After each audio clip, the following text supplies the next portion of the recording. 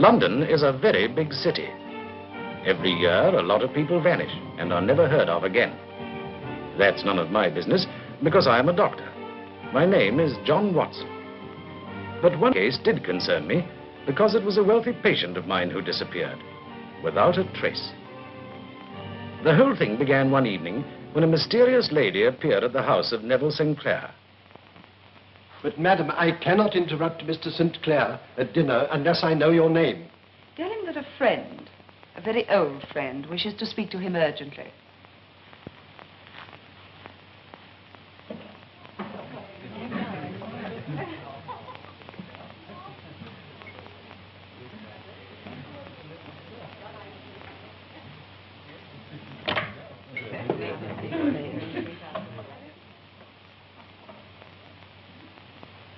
You wish to speak to me, madam?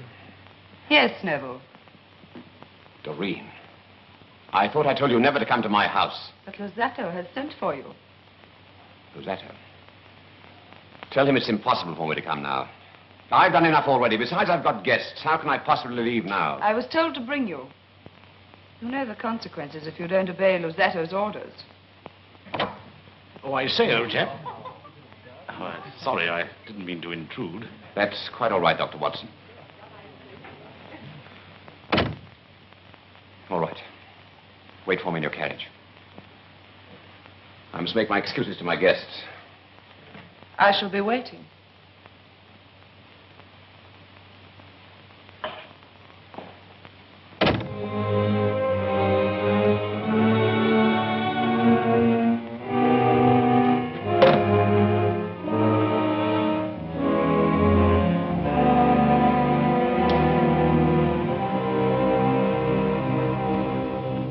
So, Mr. Holmes, you can see from what I've told you how desperately I need your help.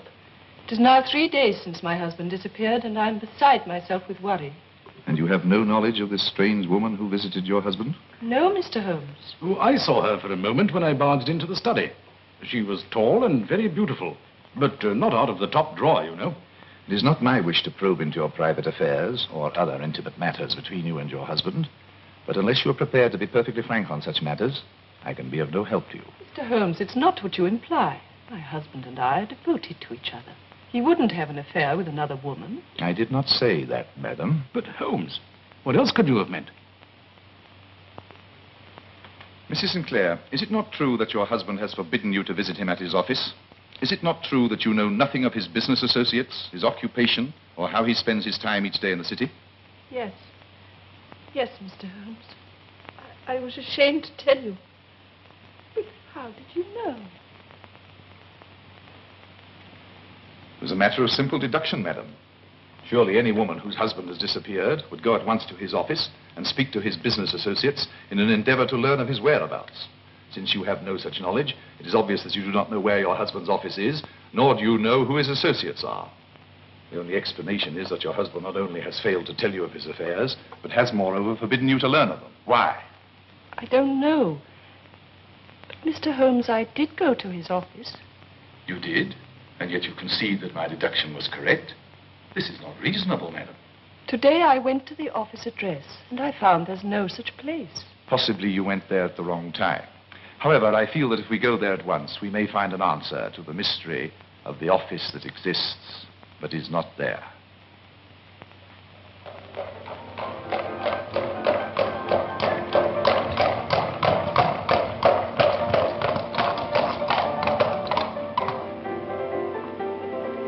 You're right, Mrs. Sinclair. There is no 51. Watson, wait for me, and if I'm not back in 10 minutes, come to my help. Righto. Be careful.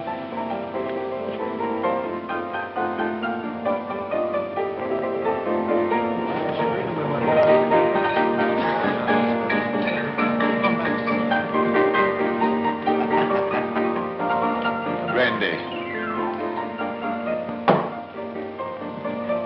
I am seeking a friend of mine, Mr. Sinclair, Mr. Neville Sinclair.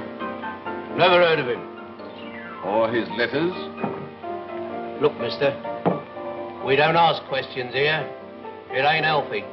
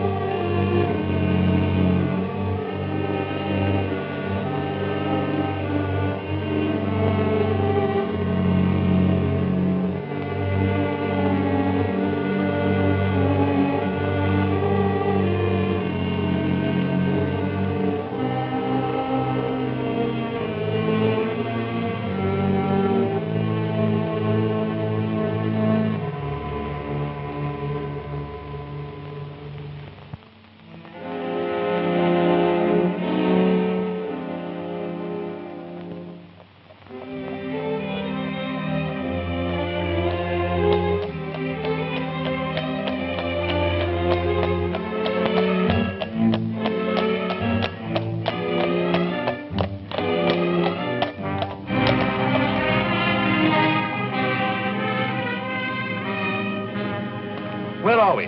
Redmead Lane by the river.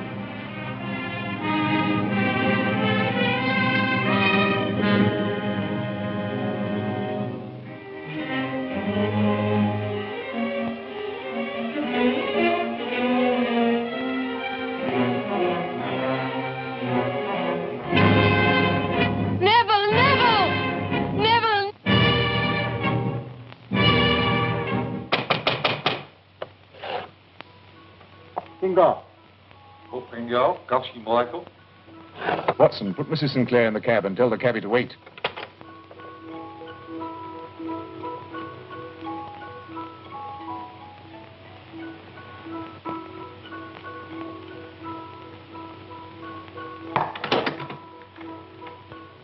Heavens, Holmes, it's an opium den. If your nose had been as sensitive as your eyes, you'd have known that 30 seconds ago. Good evening. I'm Luzzatto. The bar of gold is at your service, gentlemen. We're looking for Mr. Neville Sinclair. The name is unfamiliar. He was here only a moment ago. We saw him at the window. However, if we must search for ourselves... Holmes! Holmes, take no offense! Holmes! Now leave me be, you stupid cunt! Take no offense! Holmes! Holmes, take no offense! Holmes! Cabby, the police station, and drive like blazes.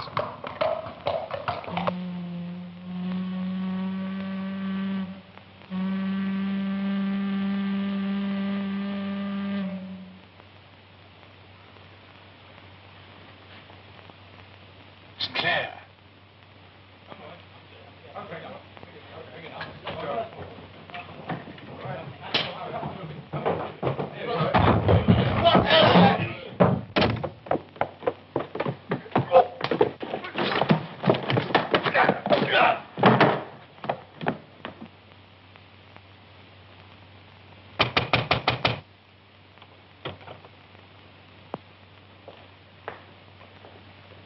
Good evening, Inspector. Is this another one of your courtesy visits?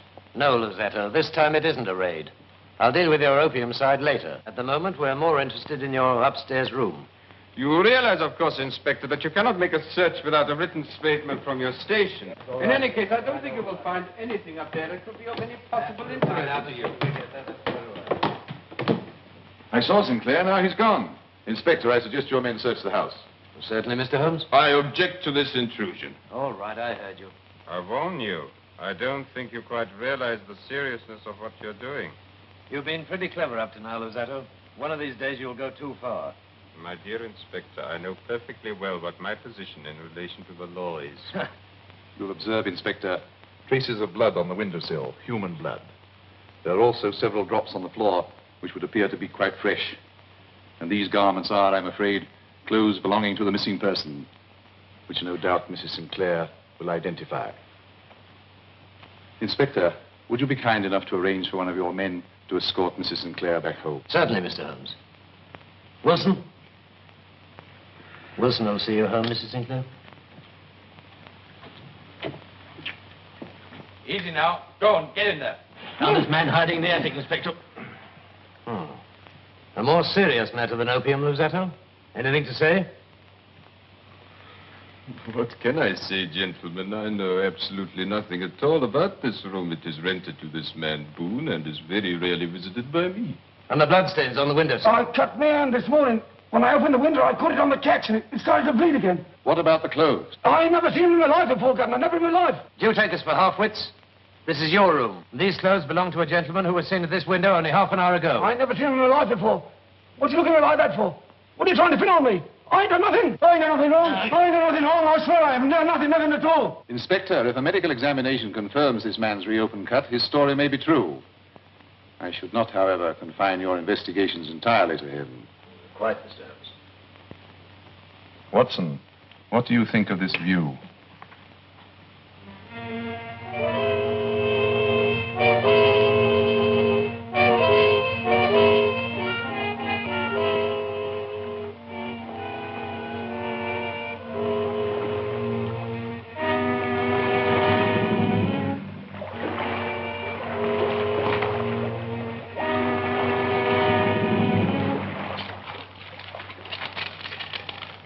Sinclair's coat. It's very heavy. I say, Holmes, it's stuffed with coppers. And then it is murder. Yes, Watson, imagine what happened. While Boone has thrust the body through the window, suddenly he hears the police downstairs. He seizes his victim's coat, then realizes that it will float and give him away. So he stuffs the pockets full of coins and throws it into the river. And would have done the same with the rest of the clothes but for our arrival. Excellent deduction. Now we have no choice but to look into the past of your friend Neville Sinclair. But what's the next move? Supper. Excuse us for interrupting at such a late hour, Mrs. Sinclair, but it is essential for me to continue my investigations into your husband's private papers and documents. I quite understand, Mr. Holmes. I've unlocked his desk. You and Dr. Watson will, of course, be staying with us tonight. Thank you, Mrs. Sinclair. Mr. Holmes. Mr. Holmes, in your heart of hearts, do you think Neville is alive? Kate, my dear. You mean That your husband is dead? Yes. murdered? I still feel he's alive. Yes, I know, but Neville and I had a mental affinity, and if he was ever in pain or danger, I would feel it even though away from him. Some weeks ago, he had an accident in the garden, and I knew before he cried out. Even before we were married, if he was ill, I would go to him, knowing full well something had happened. I can quote dozens of occasions when Neville has been sick or hurt or worried. And each time I have known without a word or a message. Why, only 3 days ago, when he cut his hand shaving, I rushed upstairs certain that something was wrong. Do you think after all these examples I could be ignorant of his death? Kate, you're overwrought. You must take a sedative and go to bed. Mr. Holmes, is there any hope? Yes. Yes, perhaps Neville is alive. Good night.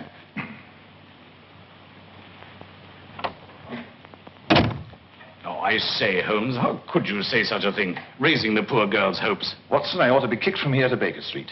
I hold the key to the mystery. The key? Where? In the bathroom. Bathroom?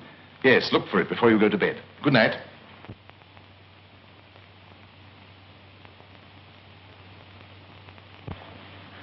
Good morning, Mr. Holmes. Ah, good morning, Inspector. Any developments? No, none. The river police report that no body answering the description of Sinclair has been found for the last 48 hours. Oh, our doctor examined that beggar fellow and found his story true. So as we had no case against him, we've let him go. What? You're one material witness and you've let him go? And why not? He has a street vendor's license for selling matches. He's committed no crime. You're sure his license is up to date? Oh, that hadn't occurred to me. No, it wouldn't. I knew it, Mr. Holmes, I knew it. I've had a letter this morning. Neville is alive. May I see it?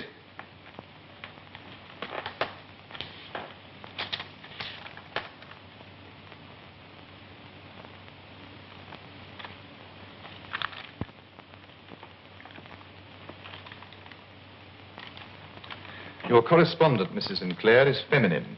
Her occupation, I suspect, connected with the more fashionable dress houses in Bond Street. But how on earth could you... The envelope originates from Astley's of Bond Street. The watermark is quite discernible. The sloping characteristics of the writing, despite the efforts at disguise, clearly indicate the sex, whilst few men liberally perfume themselves with Marcy's Quelquefleur. You will also observe that the back of the letters indicate that they've been cut out of a woman's fashion magazine. Well, that's most extraordinary, Mr. Holmes. On the contrary, my dear fellow, it is precisely what I expected. By the way, Inspector, what is the penalty for burglary? Why, imprisonment, of course. Really? Good day, Inspector.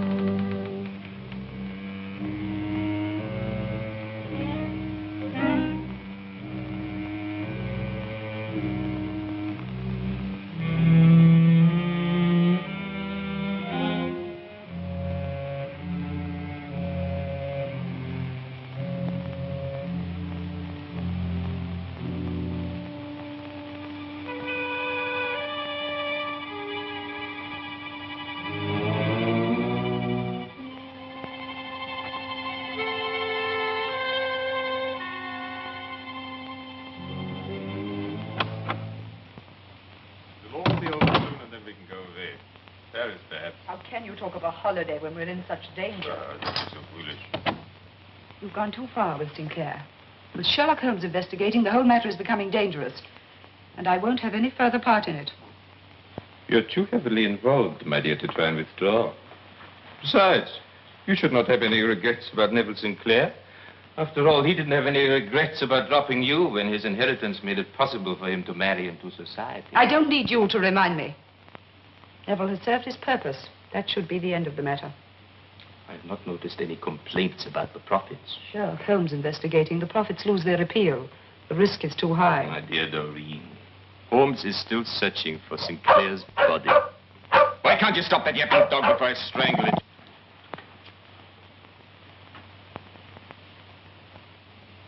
You know, it's time we got rid of Mr. Holmes. I'm very tired. I'll meet you tomorrow. But, my dear... I said I was tired.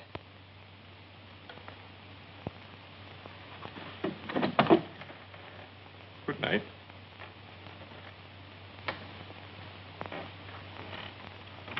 Well? I am on your trail. Tell me, why did you send that mysterious letter to Mrs. Sinclair? Letter? Oh, come, madam. If you wanted to disguise your identity, you should not have cut out words from a fashion magazine. You should have used some other trade paper and a less exclusive perfume. Not that it would have deceived me in the end. Since, however, you sent the letter, tell me the reason. Neville told me to.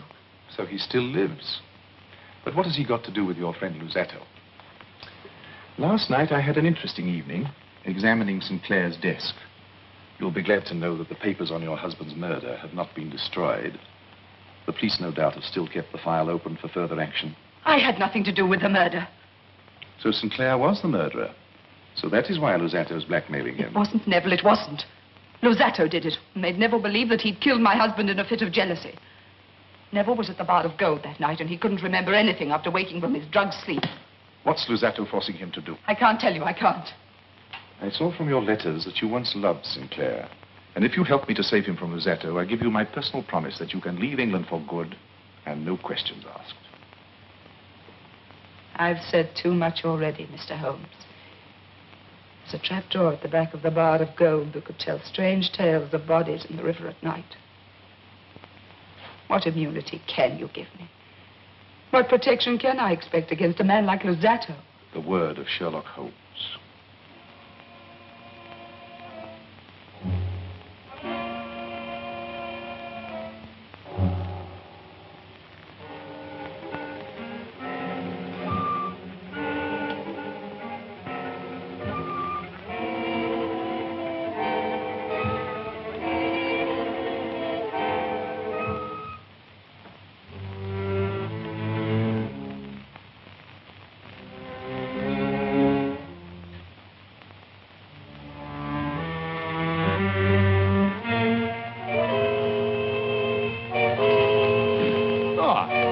Today, my dear Watson.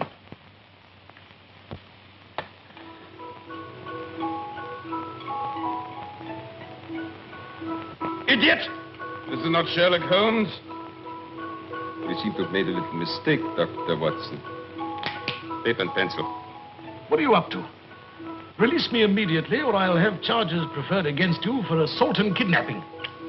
You've had experience of the Afghan campaign, have you not, Dr. Watson? So you will know what happens to uncooperative hostages. You will write a note to Sherlock Holmes telling him to come here, and alone. You can go to blazes, sir. Open this door. Open this door. Here, what are you... Open this door, do you hear? Come on, boys, bring it down. Will you join me in a duet, Doctor? Holmes!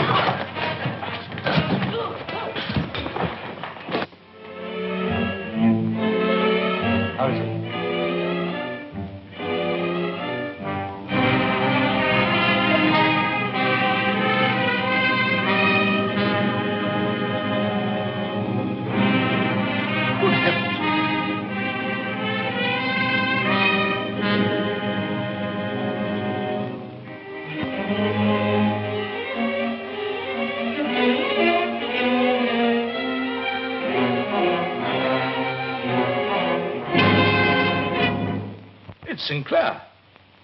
Yes, my dear Watson. The man with the twisted lip. Ah, Inspector. We have found the missing Sinclair. He was a prisoner. Oh, congratulations, Mr. Holmes. You'll be glad to know we've got the whole gang. Unfortunately, the only person who got away was that peddler, Boone. He won't get very far, though. I've given orders for his immediate arrest. What for, Inspector? His license is out of date. The blackmail is over, Mr. Sinclair. You are completely innocent of the death of Doreen's husband. Luzzatto is at this moment being charged with his murder. Thank goodness for that. You knew then of their hold over me. Naturally. I know also that they compelled you to act as a dope peddler and used your ability at disguise, knowing that no one would suspect a dirty street beggar. Thank goodness my wife saw me at the window that day, of course. I was confused and frightened. When you came in, I pretended to be dead. The fight downstairs gave me a few minutes' grace, and I became the peddler again. I began to throw my other clothes out of the window. That was how I reopened the cut on my finger. The bathroom, Watson. As soon as Mrs. Sinclair said her husband had cut his hand shaving, I knew I had the key. Mr. Sinclair, the hour is late. Yes. Don't worry that your wife will ask questions. She will keep her promise to me not to. She will be too happy to have you home. Good night, Mrs. Sinclair. Good night, Mr. Holmes, and thank you. Good night, Sinclair. Good night, Dr. Watson.